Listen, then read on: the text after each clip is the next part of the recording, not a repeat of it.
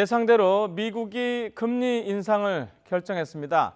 관련된 뉴스가 지금 넘쳐나고 있는데요. 남의 나라가 금리를 올린 게 왜 이렇게 우리에게 중요한 걸까요? 경제 전문가와 함께 좀 쉽고 친절하게 풀어드리도록 하겠습니다. 정철진 경제평론가 나와 계십니다. 어서 오십시오. 네, 안녕하십니까. 자, 제가 소개해드린 대로 15분 드릴 테니까요. 좀 쉽고 알겠습니다. 편안하게 좀 설명해 주시죠. 네. 자, 미국이 0.25% 금리를 올렸어요. 그렇게 되면 1.50에서 1.75 네. 그 사이가 됐어요. 네. 자, 미국이 금리를 올린 게 왜 우리한테 중요하죠? 일단 미국이란 나라가 중요합니다. 미국이란 미국 나라가 자체가 중요하다. 패권국이고 예. 기축 통화인 달러를 갖고 있지 않습니까? 달러. 그래서 미국의 중앙은행인 연방준비제도 이사회가 엄밀히 네. 말하면 네. 세계의 중앙은행 역할을 하고 있습니다. 근데 네. 이제 미국이 이렇게 금리를 계속해서 올린다라고 하면 네. 지금 이제 상단선이 연 1.75% 아닙니까? 네. 우리 한국은행의 우리의 기준금리는 연 1.5%. 1.5 우리보다 높네요. 네, 높죠. 예. 그러니까 현재는 0.25%포인트밖에 차이가 안 나는데 네. 이걸 이제 은행 이자라고 해볼게요. 그럼 이제 어떤 은행에서는 예. 연 1.75% 이자를 준다. 예. 또 어떤 은행에서는 연 1.5%밖에 안 준다.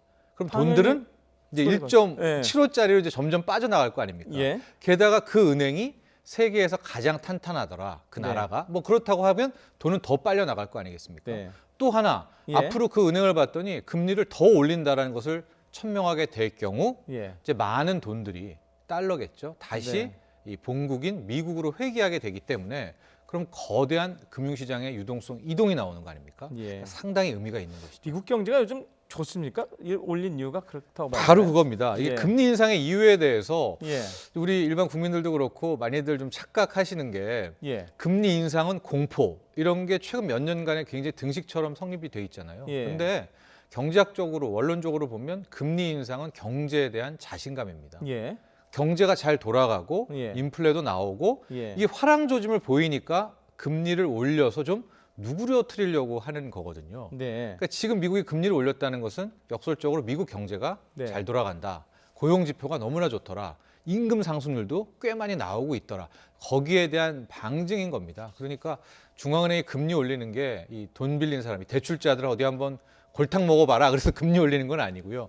경제에 대한 자신감이다. 이렇게 이해하시면 되겠습니다. 자, 조금 전에 이제 금리 역전되면 예금 금리를 예를 들어서 설명을 네. 해주셨는데 그것을 포함해서 이렇게 되면은 어떻게 되는 겁니까? 돈이 많이 빠져나가요? 그렇죠. 이제 1차적으로 보면 이제 자본 유출에 대한 걱정 이런 것들이 많이 나오는데 네. 0.25%포인트만으로 큰 돈이 빠져나간다. 이것은 굉장히 좀 과장된 것이죠. 네. 왜냐하면 0.25%포인트 차이지만 만에 하나 예. 한국에 남아있는 돈들이 훨씬 더 많은 수익을 올릴 수 있다면 가령 작년 같은 경우에 코스피가 연간 22%가 올랐단 말이죠. 네. 뭐 삼성전자는 40%가 넘게 올랐으니까 고작 0.25가 뭐 크게 아니잖아요. 네. 한국에 있어서 더 수익을 창출할 수만 있다면 안 빠져나갈 텐데 네. 그럼 어떨 때 빠져나가느냐. 한국에 있어 보니까 뚜렷한 한국도 경제도 뭐 이게 뭐 좋아 보이지 않는단 말이죠. 네. 게다가 또 하나 미국이 있어서 앞으로 기준금리를 더 빠르게 더 큰 폭으로 오른다는 게 확인이 되면 네.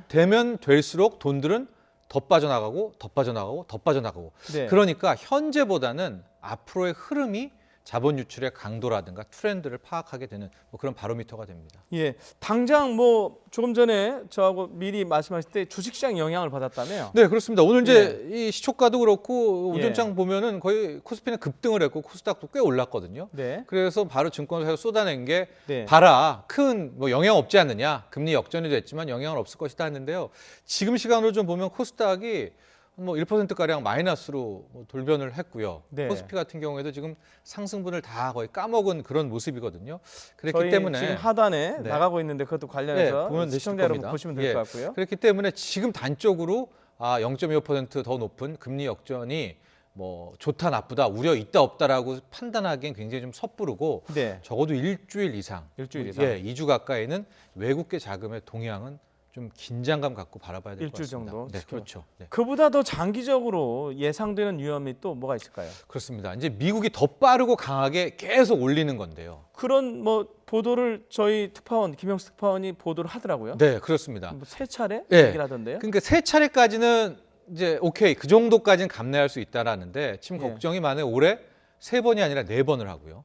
지금 예. 내년 같은 경우에도 2번에서 3번으로 한다고 했는데 내년에도 4번을 하게 되면 4번 하면 1%포인트 이상인데요. 그렇죠. 예. 그렇기 때문에 이주열 하는 총재도 이렇게 예. 되면 1%포인트가 훨씬 더 벌어지면 네. 실은 자본 유출은 나올 수밖에 없거든요. 그럼 네. 우리는 어떻게 해야 되느냐? 예. 우리도 뒤따라서 그 떠나가는 달러를 잡으려고 금리를 올려야 되잖아요. 네.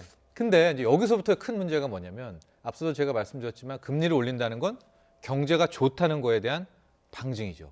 근데 우리가 좋냐? 예, 좋냐 그겁니다. 예. 우리가 좋아서 올리는 게 아니라 예. 돈 빠져나갈까 봐 올린다라고 하면 방어적인. 예, 그럼 우리에겐 굉장히 큰 타격입니다. 내수에도 타격을 입죠. 예. 또 가계부채가 지금 1,450조인데 대출금리 올라서 또 타격을 입죠. 그러니까 이런 상황이 실은 중기적으로 우리가 좀 생각하고 싶지 않은 가장 최악의 시나리오라고 할 수 있겠습니다. 저희가 금리를 결정하는 시기 이번 달은 지난 거죠. 네. 이제 다음 달이 남아 있죠. 예, 한데 아마 다음 달도 아직은 네. 아닐 것 같고 시장에서는 5월 아니면 7월에 우리도 뒤따라서 금리를 올릴 것이다라고 했는데요. 예. 그것은 역시 시장 충격이라든가 이제 미국이 향후 흘러가는 흐름에 따라서일 텐데 뭐 별 문제가 없더라. 뭐 그냥 별거 아니네라고 하면 아마 7월까지는 그러니까 지방선거 끝날 때까지는 한국은행이 좀 기준금리를 붙잡고 있을 가능성이 높은데 만약 당장 내일부터 뭐 다음 주부터 주가가 급락하고 미국의 국채금리가 막 더 시중금리 들썩한다면 한국은행도 5월에는 부랴부랴 뒤따라서 금리 인상을 할 수밖에 없을 겁니다. 5월. 네. 자, 들으신 분들 참고하시고요. 자, 처음에 이제 달러를 가진 미국이 중요하기 때문에 그렇다고 그랬는데, 그렇죠. 네. 자, 그럼 미국이 금리를 올리면 저희는 따라갈 수밖에 없는 구조라는 것 같은데, 예. 그 방법 말고는 없습니까? 그러니까 이제 안 따라가려면 우리가 막 괜찮은 거죠. 예. 자본 유출도 안 되고 예. 한국에서 더 남아 있으려는 뭐 달러에 대한 뭐 이런 어떤 의지들이 더 강하다면 예. 우리는 일단 좀 더 버티면서 왜냐하면 금리를 올린다는 건 내수 위축이거든요. 네. 우리의 내수를 좀 활성화시키며 좀 버티는 이게 지금 바람이거든요. 예. 그러나 만에 하나 급격한 자본 유출이라든가 미국이 더 빠르게 금리를 올린다는 것을 표명을 하면 글쎄요, 우리도 금리 인상 외에는 뚜렷하게 취할 방법은 없을 것 같습니다. 자, 정철진 평론가님의 예상대로 만약에 5월에 금리를 올린다라고 한국은행에서 네. 예상을 하면 네. 자, 우리 일반 저 시청자들, 국민들 입장에서는 이게 제일 궁금할 것 같아요. 네. 그 금리 은행에 예금을 할 때 어떻게 해야 되는지. 그렇습니다. 뭐 상식적으로 보면 이거 변동금리, 고정금리 하면 변동금리를 선택해야 되겠네요. 고정금리죠. 고정금리로? 예, 그러니까 죄송합니다. 대출자가 있고 예금자가 있을 텐데요. 예. 대출자 같은 경우에는 금리가 거의 하면 3개월, 6개월마다 예. 변동금리는 계속 오릅니다. 예. 시중금리가 오르는 것만큼 반영해서 오르기 때문에 네. 대출자는 고정금리를 하는 게 맞는데 저는 아까 예금을 얘기한 거였습니다. 죄송합니다. 좀 이따 예. 얘기하겠습니다. 그런데 예. 이게 또 만만치가 않은 게요. 예. 참 은행들의 하나의 뭐 영업 행태이기도 한데 이렇게 금리 인상기가 되잖아요. 그러면은 네. 고정금리에는 자체적으로 가상금리를 왕창 매겨놓습니다. 네. 그러니까 지금 당장 내일 모레 대출해가지고 받으려고 하면 변동금리하고 고정금리가 확 벌어져 있어요. 즉 고정금리가 한 뭐 0.75%포인트가 더 높아요. 그러면 네. 울며 겨자 먹기로 변동금리를 선택할 거 아닙니까? 네. 그러면은 변동금리 대출을 받으면 또 3개월, 6개월마다 금리 인상에 따라서 부담이 더 커지고 좀 저러지도 못하는 그런 상황이긴 하지만 만에 하나 뭐 15년 이상의 장기형 대출이라면 고정금리를 선택하는 것이 옳고요. 예. 예금자 쪽에서는요. 제가 여쭤보고자 했던 거. 절대로 긴 만기를 끌고 가시면 안 돼요. 뭐 짧게. 3년짜리 적금 1년 안 됩니다. 왜냐하면 이게 은행이 천천히 반영을 합니다. 예금금리는. 예. 아주 그러니까 대출금리 빠르게 올리지만 예금금리 올려주는 거는 굉장히 뜸을 그럼 들여서 5월에 때문에. 올린다고 그러면 한 7월? 뭐 아니죠. 그 기준금리와 상관없이 시중금리가 오르기 때문에 네. 아마도 먼저 뭐 조금씩 올려주기는 할 텐데 예. 그 폭이 크지가 않기 때문에 예. 한 단기 상품, 6개월짜리 상품으로 짧게 하고 또 찾고 금리 올라 있으면 그 다음에 또 저축 들고 그 다음에 또 저축 들고 이런 식으로 뒤쫓아가는 게 예금에서는 하나의 중요한 전략입니다. 짧게. 예, 예금. 관련해서요. 네. 그 보통 이런 뭐 부동산도 심리고 금리도 심리라는데 네. 이제 오를 거라고 예상을 하면 선 반영된다고 하지 않습니까? 그렇죠. 그럼 예. 되게 빠르게 되지 않습니까? 그렇습니다. 예, 그러니까 시중금리와 기준금리의 차이인데요. 예. 굉장히 좋은 지적을 해주셨는데 우리 한국은행이 기준금리를 올리지 않고 버틴다 하더라도 네. 미국이 막 갑작스럽게 더 네. 세게 올린다더라. 예. 미국의 시중금리와 국채금리가 튀어오르면 우리의 시중금리도 알아서 뒤따라서 올라갑니다. 기준금리와 상관없기 때문에. 네. 그런 것도 분명히 감안을 해야 될 것 같습니다. 자, 금리를 올리게 되면 부동산 시장 죄송합니다. 주식시장이 어떻게 되는지는 아까 좀 전에 네, 설명했는데 일반적으로 금리를 올리면 자, 부동산으로 제가 주제를 넘어가기 네, 위해서 네. 질문을 예, 드립니다. 네.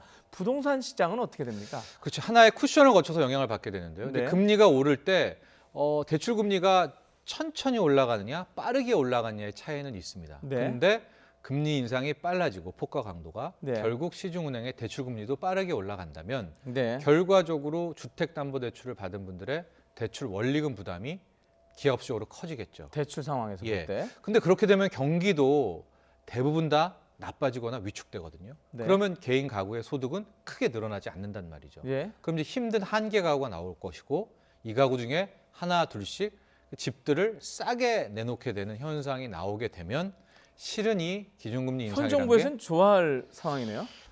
그러나요? 이게 예. 그 조금 하락은 물론 원하지만 국민들의 생각은 좀 다르겠지만. 근데 이게 조금 어느 정도까지 하락폭은 괜찮으나 네. 이게 큰 폭으로 떨어진다면 그건 정부도 바라진 않을 그 거고. 누구도 원하지 않는 예, 상황이기 때문에 참 예. 이 부동산 정책이라는 게 어려운데 예. 결과적으로 이번에 미국의 기준금리 인상이 부동산 급락으로 갈 거다.